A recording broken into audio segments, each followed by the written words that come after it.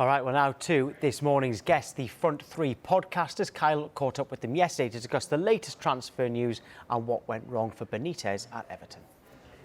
AJ, I'm coming to you. The big story over the weekend, Everton, Rafa Benitez, obviously he has now been sacked. I mean, who is at fault? Do you think it is the signings? Do you think that it's the stuff on the pitch, or do you think there's more to it? I think it's a combination of many factors. You look at Rafa going in there at the start. It was a tough job to go into. Of course, we know his legendary status, if we want to put it like that, at Liverpool. And then him going into an Everton side who haven't had the greatest form of recruitment. You know, they've signed players who they can't move on, players who have signed long deals. And for me, a sticking point is always when you sign a player and you can't move them on for whatever reason, it means that there's a disparity somewhere. Something isn't working. And so I think most of the problems are off the pitch. You know, the recruitment side, of things, they completely dissolved it. And then you're looking at the signings that Everton have made, and they haven't been great. You're looking at Everton team, you have players who've been signed by different managers. I think since 2016 to now, they've had 6 managers, including Rafa.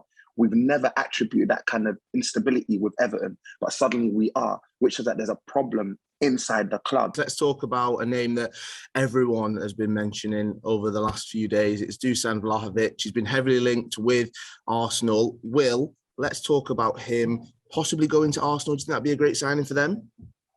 Honestly, it'll be a massive signing. Me and AJ are big Arsenal fans. We've been watching Arsenal since we've been kids. This will be one of the biggest signings, I think. If you look at the strikers in Europe, he's probably the most promising striker out there, not named Erling Haaland. So he'll be a terrific signing for Arsenal. He really fits into the mold of what Arsenal are trying to do now with having young, great players, especially up front. Can't have a transfer chat in January without mentioning Newcastle. So Dan, let's talk about them. Who else do they need to bring in to make sure that they're a Premier League team next season? One thing I believe they need to sort of settle on, because the names that they've been linked with are very good footballers that will improve a Newcastle team.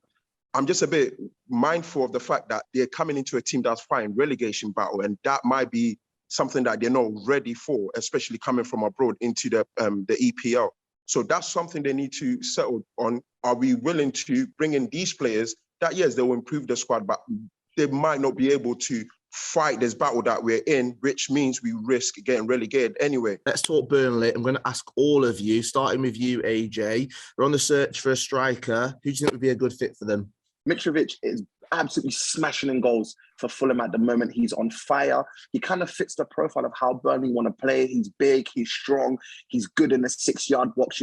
If you feed him, if he's playing by himself, he can hold it up, he can bring others into play. So for me, I'd break the bank and go and get Alexander Mitrovic. He's played in the Prem before. He knows the league. And so for me, I'd desperately try and get him in.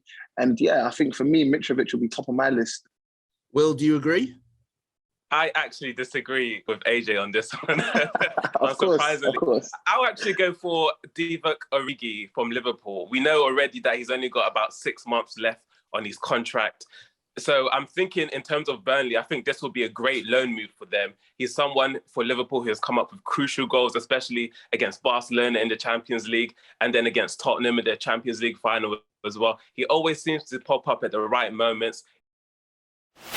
The Front Three podcasters for that. Now